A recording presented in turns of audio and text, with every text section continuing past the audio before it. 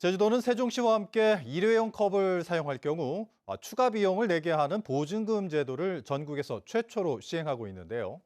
정부의 일회용품 규제 완화 정책으로 다시 돌아오는 일회용 컵 양이 크게 줄고 있는 상황에서 도의회 예산안 심사에서도 보증금제가 쟁점이 됐습니다. 박주연 기자가 보도합니다. 100개가 넘는 매장을 운영하고 있는 제주도 내 한 커피 전문점.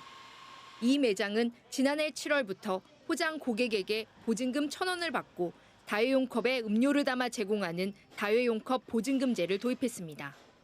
이곳처럼 일회용 컵을 줄이기 위해 다회용 컵 보증금제에 참여하는 제주 지역 커피 전문점은 모두 480여 곳. 그런데 지난달 첫째 주 18만 7천여 개였던 다회용 컵 반환 개수가 한 달 사이 절반 가까이 줄었습니다. 환경부가 지난 7일 종이컵 매장 내 사용 금지 계획을 철회하면서 보증금제 동력이 꺾인 건데 제주도의회 예산심의 과정에서도 지적이 이어졌습니다.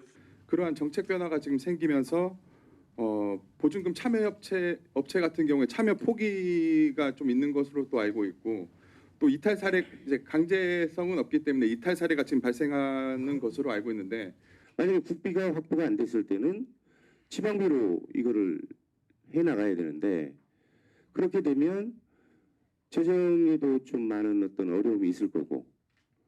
이에 대해 제주도는 국비 29억 원을 확보하고 자원재활용법 시행령과 조례를 개정해 보증금제 대상을 도내 커피 전문점 3,400여 곳 모두로 확대시켜 보증금제 이탈을 막겠다고 밝혔습니다. 내년에 이제 유엔 플라스틱 규제 협약안이 이제 11월에 우리 한국에서 개최하는 정부 간 협상위원회를 통해서 나오기 때문에 정부에서도 이 문제를 그렇게 쉽게 간과하지 않을 것으로 믿고 있습니다. 한편 제주를 찾는 관광객 등에게 부과하는 환경보전 분담금 도입을 위해 법률안 초안까지 나왔지만 입법화 속도가 지지부진하다는 지적도 제기됐습니다. MBC 뉴스 박주연입니다. 한낮에 도심 한복판에서 카지노에서 빌린 돈을 갚지 않는다며 집단 폭행과 납치 소동을 벌인 중국인들이 붙잡혔다는 소식 전해드렸는데요. 최근에 같은 이유로 이번에는 동포를 20시간 가까이 감금한 중국인이 경찰에 붙잡혔습니다. 김하은 기자입니다.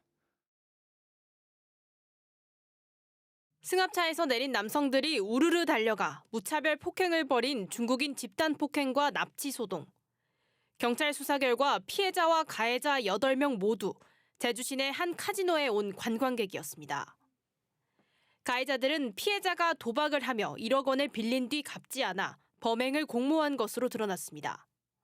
경찰은 범행에 가담한 중국인들 중 7명을 특수 강도 혐의로, 1명을 범인 도피 혐의로 입건했고 이들 중 4명을 구속했습니다.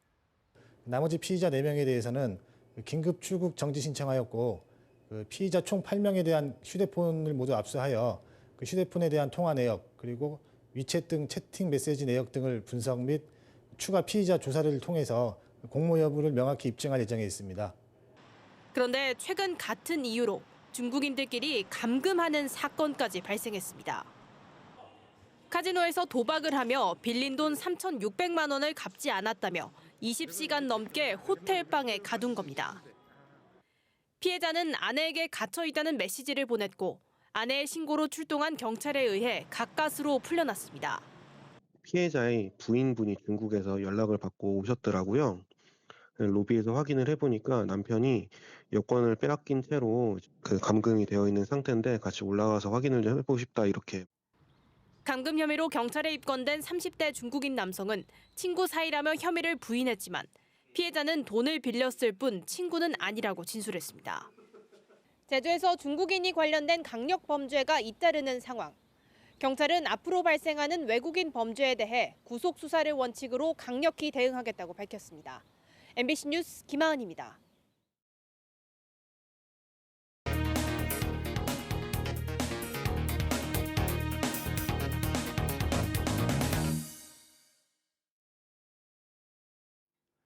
국토교통부가 지난 9월 가파도에서 드론을 이용한 택배 배송 사업을 전국 처음으로 시작했습니다.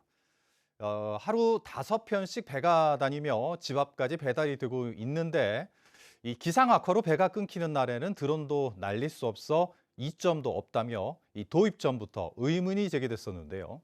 시범 운영 2달을 앞두고 뉴스후에서 이소연 기자가 살펴봤습니다. 지난 9월 전국 최초로 시작된 가파도 드론 택배 서비스. 육지에서 5km 떨어진 가파도까지 드론으로 주민들이 주문한 택배 물품을 배송해 줍니다. 운영 2달을 맞은 가파도. 마을 곳곳에 전에 없던 현수막들이 여기저기 걸렸습니다. 드론 배송을 홍보하는 현수막인데 배송료는 없고 신청을 하면 오히려 5,000원짜리 상품권을 준다는 내용입니다. 홍보를 많이 했지만 어쨌든 노인분들께서는 조금 사용에 불편함이 있으시다. 전화로 바꾼 이후에 뭐 치킨 배달이라든가 이런 쪽에 전보다는 건수가 많이 증가했고요. 드론에서 떨어지는 택배를 받기 위해 집마당에 설치한 그물망. 마을 14곳에 설치할 계획이었지만 안전요원 등 28명이 필요해 결국 3곳에만 설치했습니다. 어떤 하는 식을 가르쳐줘야 하는데 우리는 들어모아서는 어떤 한다는 걸 펀치 모르주게 어떤 사람이 물건이 왔다는데 어디가 찾아요? 그러길래 우리는 모른대 그런 거. 지난 2달 동안 가파도 주민들이 신청한 드론 택배 배송 서비스는 모두 13회. 일주일에 1.6명이 이용하는 셈입니다. 드론 업체에서 배송료뿐 아니라 상품권까지 지원하고 이 신청도 앱뿐만 아니라 일반 휴대전화번호로도 할 수 있도록 했지만 이용률은 여전히 낮기만 합니다. 우체국 택배를 이용하면 배편으로 집 앞까지 배송해주는 반면 드론 택배는 집집마다 설치망이 없어 물건을 찾으러 수십에서 수백 미터씩 다시 가야 하기 때문입니다. 특히 기상악화로 배편이 끊기는 날에는 드론도 띄울 수 없어 이점이 전혀 없다는 게 주민들 반응입니다. 주의보 내리거나 바람쐬기 못 오지 않습니까? 뭐 택배도 마찬가지예요. 주의보 내리다 보면 못 가져오는데 저희들이 나갈 수 있을 때 가서 금방 가져올 수 있고 또 거기서 부탁해서 이거 있다 해서 배에만 실어줘도 여기까지 오는데. 또 스마트폰 앱이나 전화 주문도 고령인 어르신들에게는 쉽지 않습니다. 우리가 주문을 3번이나 해봤어요. 근데 시간이 다 끝났다고 그래서 못하고 해산물을 해서 보낼라 했거든요. 보낼라 해봤더니 그때도 1시 좀 지났는데 없더라고요. 국토부와 제주도는 이달 말까지 시범 운영 결과를 분석해 이용요금 등 실제 운영 방식을 결정하겠다는 입장. 전국 첫 서비스로 언론의 집중 조명을 받았던 가파도 드론 택배 배송 사업에는 14억 원의 예산이 들어갔고 매달 3천만 원의 운영비가 쓰이고 있습니다. MBC 뉴스 이소연입니다.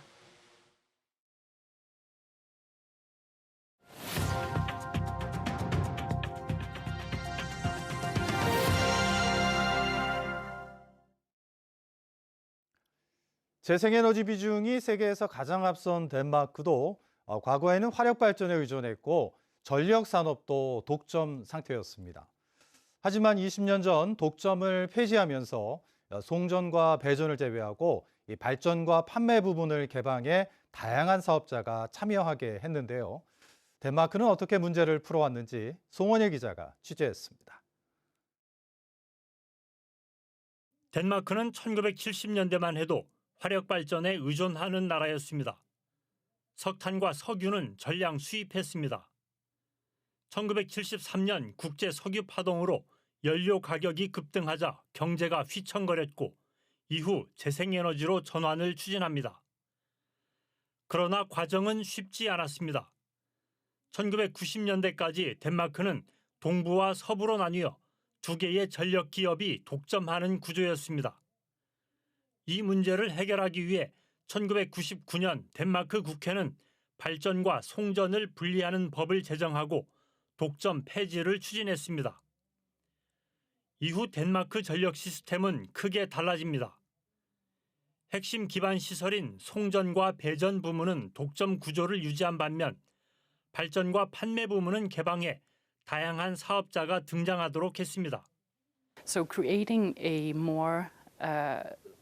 free competition, and that is something that spurs the energy sector to work on new technologies, to reduce costs. 그러나 여전히 문제가 있었습니다. 덴마크 에너지청이 2020년에 발표한 보고서 1990년대 후반 덴마크는 전력 수요 증가율이 낮았지만 이를 초과하는 화력발전 설비가 있었습니다. 원인은 화력발전기의 우호적인 제도 때문이었습니다. 당시 화력발전소를 짓고 운영하는 데 드는 비용을 모두 회수할 수 있도록 정부가 보장했기 때문에 발전 설비를 줄일 이유가 없었던 것입니다. 이 문제를 해결하기 위해 덴마크 정부는 공정한 심판을 등장시킵니다. 2005년 전력 개통과 전력 시장을 운영하는 비영리 기구인 에너기넷을 설립했습니다. 전력 시장에 참여하는 모든 사업자들이 공정하게 경쟁할 수 있도록 하는 것이 핵심 역할입니다. 독립성을 보장하기 위한 제도도 마련했습니다.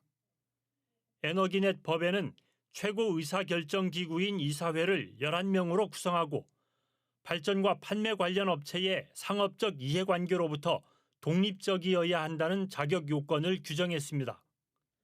전력시장의 공정성이 강화되자 화력발전 의존도는 빠르게 줄었고 소비자에게 전기를 판매하는 부문에도 변화가 생겼습니다. 2015년 에너기넷은 데이터 허브를 구축해 전기 판매와 관련된 모든 정보를 개방했습니다. 누구나 자유롭게 정보를 이용할 수 있게 되자 전력 시장에 창업 열풍이 불었습니다. Of course, it's very important to have access to real data. So sharing all these data, providing access to us, really makes a lot of positive results, not only for us, for the EV user, for society. 전력 공급과 수요를 조절하는 새로운 기술과 서비스가 나타나면서 전력 시장의 효율성도 높아졌습니다.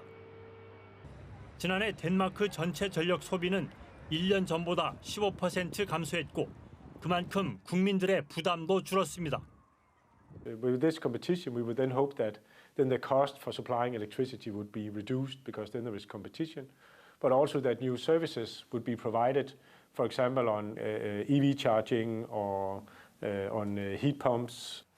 덴마크는 오랫동안 유지해왔던 화력발전 중심의 전력산업 독점 구조를 폐지했습니다. 전력을 공급하는 단계와 소비하는 단계에서 다양한 사업자들이 참여할 수 있는 제도를 도입한 건데요. 여기에다 전력시장을 공정하게 관리하는 독립적인 심판을 둠으로써 재생에너지가 확산하는 데 중요한 전환점을 마련했습니다. 제도를 바꾸는 것이 왜 중요한지를 덴마크는 보여주고 있습니다. 코펜하겐에서 MBC 뉴스 송원일입니다. 행정 전산망이 나흘 만에 복구된 가운데 제주에서도 민원 서비스 발급이 정상적으로 이뤄지고 있습니다. 제주시는 민원이 몰릴 것에 대비해 이용자가 많은 읍면 동사무소의 업무 시간을 30분 앞당겼으며 현재 민원 서류 발급과 무인 발급기가 정상적으로 작동하고 있다고 밝혔습니다. 지난 금요일 행정 전산망 인증에 문제가 생겨 전국에서 민원 서비스 발급이 중단되면서 이용자들이 큰 불편을 겪었습니다. 제주도의 한 청소년 시설이 보조금 수억 원을 부정하게 사용했다는 의혹이 제기돼 경찰이 수사에 나섰습니다. 제주경찰청은 제주시 청소년 보호시설을 운영하며 최근 5년 동안 가족을 직원으로 올려 3억 원 정도의 보조금을 부정수급한 혐의로 시설 관계자 5명을 입건해 조사하고 있습니다. 이들은 제주도로부터 보조금을 받아 시설을 운영하며 가족을 유령 직원으로 등재해 인건비를 부정수급한 혐의를 받고 있습니다. 수능 시험 이후 고3 학생들의 진로 지도를 위한 행사가 잇따라 열립니다. 제주도교육청은 오는 25일 오전 본관 4층 대회실에서 2024학년도 정시 모집 설명회를 열어 대학별 모집과 지원 등에 관한 정보를 제공할 예정입니다. 참석을 희망하는 학생과 학부모는 모레까지 제주 진로진학지원센터 홈페이지를 통해 접수하면 됩니다. 또 교육청은 오늘 중문고를 시작으로 다음 달 6일까지 도내 고교 9곳에서 고3 학생들의 진로 탐색을 위한 토크 콘서트도 개최합니다. 오늘 낮 12시 45분쯤 제주시 이도이동 제주 동여자중학교 인근 3층짜리 상가 건물 2층에서 불이 났습니다. 불이 나자 1층 음식점에서 일하던 직원이 밖으로 몸을 피해 인명피해는 없었지만 2층 사무실 내부 일부가 불에 타고 연기에 그을려 소방서 추산 860여만 원의 재산 피해가 났습니다. 소방당국은 2층 난방기에서 불이 시작된 흔적을 바탕으로 정확한 화재 원인을 조사하고 있습니다. 유네스코 세계자연유산이자 천연기념물로 지정된 검은오름 인근의 토지를 대규모로 훼손한 일당에게 실형이 선고됐습니다. 제주지방법원은 문화재보호법 위반 등의 혐의로 기소된 개발업자 57살 장모 씨에게 징역 3년 6개월을, 토지주 52살 안모 씨에게는 징역 2년을 선고했습니다. 또 증거 위조 혐의로 기소된 51살 강모 씨에게는 징역 1년을 선고했습니다.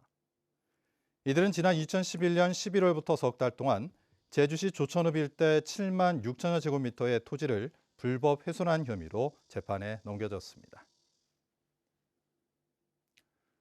뉴스데스크 제주 마칩니다. 시청해주신 여러분 고맙습니다.